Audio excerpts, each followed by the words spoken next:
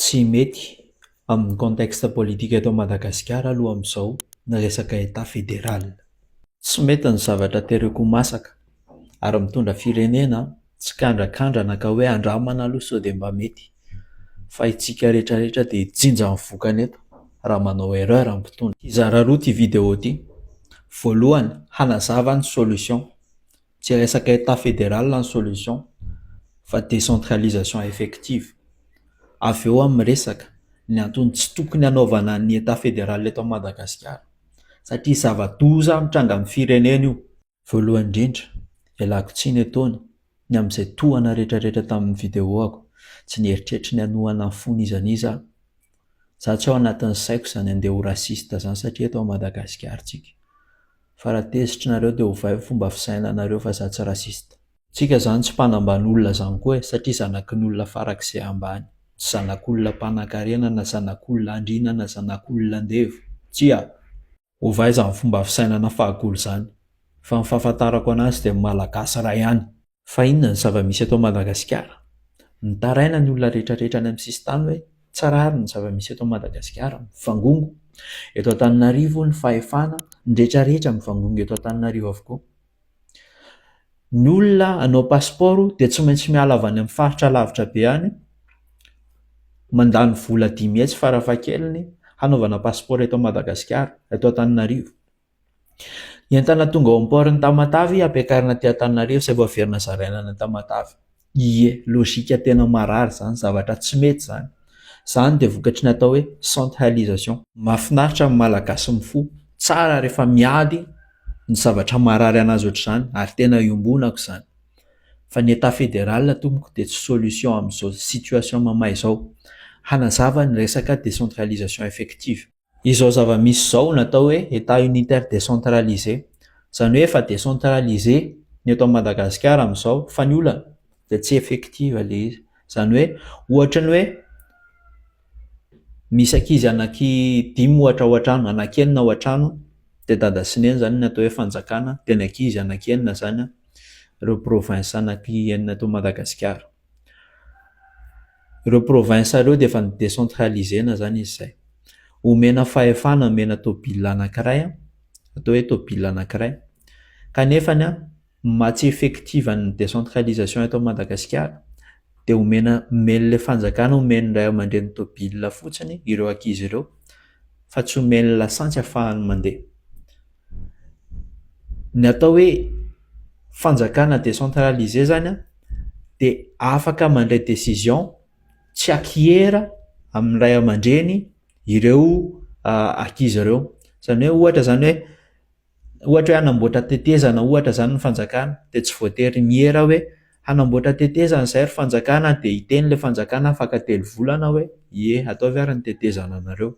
Ka ny décentralisation effective zany dia ny fanomezana ny fokontany, ny commune, ny région, ny province handray andraikitra tanteraka, hanana décision, hanana pouvoir amin'ny zavatra tiany atao. Dia izay zavatra izay tsy tanteraka mihitsy satria ahodikodin'ny olona ny vola teto Madagasikara. Dia izay tsy napetraka ny décentralisation effective. Décentralisation tena izy plus délocalisation amin'ny ministère dia vampomamaha ny olana grave be eto Madagasikara io. Ahoana kosa moa ko ny fanjakana manakipy ny masony hatramin'izay? Tsy logika ange ilay zava-misy eto Madagasikara. Fa zao fotsiny, ahoana ary mampatonga an'ilay hoe ny grève ny olona any amin'ny faritany dia tsisy impact ilay izy satria ny pouvoir rehetrarehetra eto Antananarivo.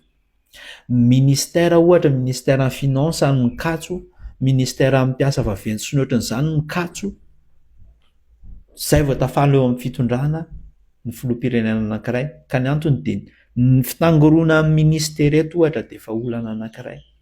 Ny fahefana omena fahefana ny région, omena fahefana ny fokontany sy ny rehetrarehetra fa tsy omenao ny vola miaraka aminy. Tsy avelanao hiary ilay commune, ilay fokontany amin'ny propre moyen zany. Dia inona ny tokony atao? Mena moyen fokontany, mena moyen ny commune sy ny rehetrarehetra, takiantsika izay, ezahantsika amin'ny taky an'izay. Dia ny ministère konko ohatra hoe ministère anjono mila afindra any Mahajanga zany satria any betsabetsaka zavatra jonoina. Ny ministère ny ohatra hoe ministère ny Minina ohatra alefany amin'ny faritra misy minina exploité nefa tsy atao eto Antananarivo, inona ny exploité eto Antananarivo? Zavatra ohatr'izany logika zany. Mijery tsika solution tsy avian'ny korotana satria raha raikitra ny korotana hanenena antsika izany satria ny olona niady ho an'ny fahaleovantena tamin'ny 1947. Ho an'ny fahaleovantenan'ny Madagasikara dia rehefa naleo tena ilay gasy dia inona no nataony? Hifamono hatrany. Izany ve dia mba rariny hozy izy nareo? Raha alefany Diego ohatra amin'ny ministère de finance, raha ohatra ka misy zavatra tsy mahafa-po amin'ny Diego amin'ny fitantanana, katsona ny ministère de finance, katso Madagasikara ray manontolo. Izay ilay délocalisation proposée. Solution akizay. Fa io resaka état fédéral io mamay io. Hiditra amin'izay moa tsika zao. Fa inona ary ny antony tsy mampamety ny état fédéral amin'izao vanim-potoana izao? Dia hanome antony telo. Antony telo ngeda be. Tsy ahafahana miditra amin'io raha amiko manokana. Voalohany, tsy ampy ny scolarisation eto Madagasikara. Mbola taraikitsika amin'ny resaka fampianarana. Tsika rehetrarehetra mihitsy ilay teneniko. Faharoa, fitaovana politika ampizarazarana antsika ny resaka état fédéral. Hatramin'izay io efa nedivana foana dia fa maninona ary izy ny lasa accentué be tato ho ato satria misy zavatra tsy mandeha eto Madagasikara. Dia fahatelo, ny resaka mbola sensible be eto Madagasikara ny resaka adi-poko dia tsy mety io. Voalohany amin'ny resaka fahataran'ny fampianarana eto Madagasikara. Raha ny teny aho hoe taraikinareo any amin'ny faritra amin'ny resaka fampianarana dia marina izany. Antananarivo no voalohany amin'ny resaka fampianaran-janaka amin'ny faritra rehetrarehetra. Dia ankoatran'izay fantatrareo ve hoe 700,000 malagasy no manana baccalauréat. Dia raha miteny aho hoe tsy ampy ny fampianarana dia statistique izany, tsika rehetrarehetra samy mizaka an'izany eto. Ary ao anatin'ireo 700,000 ireo ny 400,000 eto Antananarivo, ny 300,000 mbola zaraina amin'ny province anaky 5. Dia alaivo sara an-tsaina amin'izay ny fahatarana sy ny mahasarotra ny fametrahana ny resaka état fédéral. Raha fifaingo 500,000 ny olona eto Madagasikara no manana master 2 dia nefa tokony manana doctorat ohatra raha amin'ilay exemple amin'ny vidéoako taloha no manomola vola lalàna amin'ny état fédéral dia 0,03% any olona eto Madagasikara manana doctorat dia io koa nefa mbola mistoka eto Antananarivo. Ce qui veut dire mbola sarotra mametraka an'izay. Tsy raha ny teny aho hoe bado ianareo, fa ndao tenenina hoe isika rehetrarehetra mihitsy no bado. Olona à peu près amin'ny 4,000 eto Madagasikara no manana doctorat, manana fahaiza-manao afaka hikolokoloana ny atao hoe état fédéral. Fitaovana politika io resaka état fédéral io amin'ilay politika ilay tenenina hoe diviser pour mieux régner. Maninona hatramin'izay izy io mivetivetesina, maninona tsisy ny teny fa tato ato izy ny sitona be. Za zany tsy gaga, tsy ho voiziko be ty resaka ty.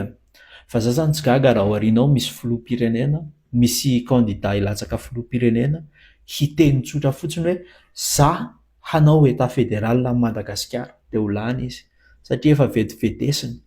Misy olona influenceur eto Madagasikara dia efa mamendry fendro mihitsy hoe koa fa tafapetraka état fédéral io, ilamina antsika, hiadana antsika, hampiasa vola antsika, andro fahizay Madagasikara. Tsy ilay dia mba réaliste rehefa miteny zavatra. Anaty compte de fait ve nareo sa ahoana? Ka io famendrifendrona fotsiny io état fédéral io mba ahafahan'ny olona anankiray izay tsy fantako hilatsaka filoham-pirenena rapitso dia azo vote be da be. Fahatelo ny resaka sensibilité amin'ny resaka adi-poko. Zavatra mazava be io e. Nisy ny frustration, nisy ny fifankalana, ary zava-misy eto Madagasikara ny fifankalana amin'ny resaka foko. Ka le izy natao hoe solution takininina ara ve? Dia rehefa hita fa hiteraka ady ve? Dia hoe ninona zavatra atao dia tsy maintsy ajoro ny état fédéral nefa hita zao fa ho totondry ny farany ao aorianao. Dia olona indray fanapahan-kevitra ohatry ny ahoana tsy ampahendrena no ndeha hanajoro an'io ihany na dia fa hita fa ady mafy be ara no ateraka eo aorianao. Nday le retsy handray fepetrahenjana mihitsy ny fitondram-panjakana ary vao niditra tato amin'ny toeram-pivorina ty dia niantso ahy ny président navozana président Colonel Mikel fa ho hentitra ny mesura ho raisina. Misy zavatra tsy maintsy ho dingavina ny mibaiko antsika mpitondra fanjakana araka ny tenina dia ny marina ihany. Satria zao misy ny olona tena tompony tany nefa resy, misy aza olo tandova zao resy ka tsy rariny zay. Oka ny marina ihany. Areto dia mialatsiny amitsika zay amin'ny entité hafa na ministera hafa fa ny ministera tantaniko, ianareo mpiasana topo-domaine, itsika namana fitsarana, ianareo mpitantana ny commune, mpikirakira ny tany rehetrarehetra, mba tsaharantsika amizay ity fanomezana zavatra tsy ara-drarina sy tsy ara-dalàna ho an'ny vahoaka malagasy. Oka zay tena marina sy ny rariny ihany no ampiarina.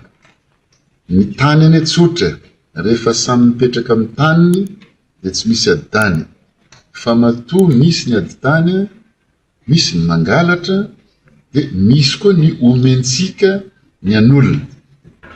Omentsika hoe zahay ao amin'ny domaine topo, ianareo fitsarana, ianareo commune, ka mba atsaharintsika amizay fa tena hasina fiaraha-miasa amin'ny voany vahoaka isan-taritra, ny fokon'olona hanerena hoe zay tena tompony ihany no omentsika ny tany. Zay zany ny vahaolana ho resitsika manao zao. Tena tsy hisy ndrafotsy sy resadresaka fa zay tena rariny ihany rariny.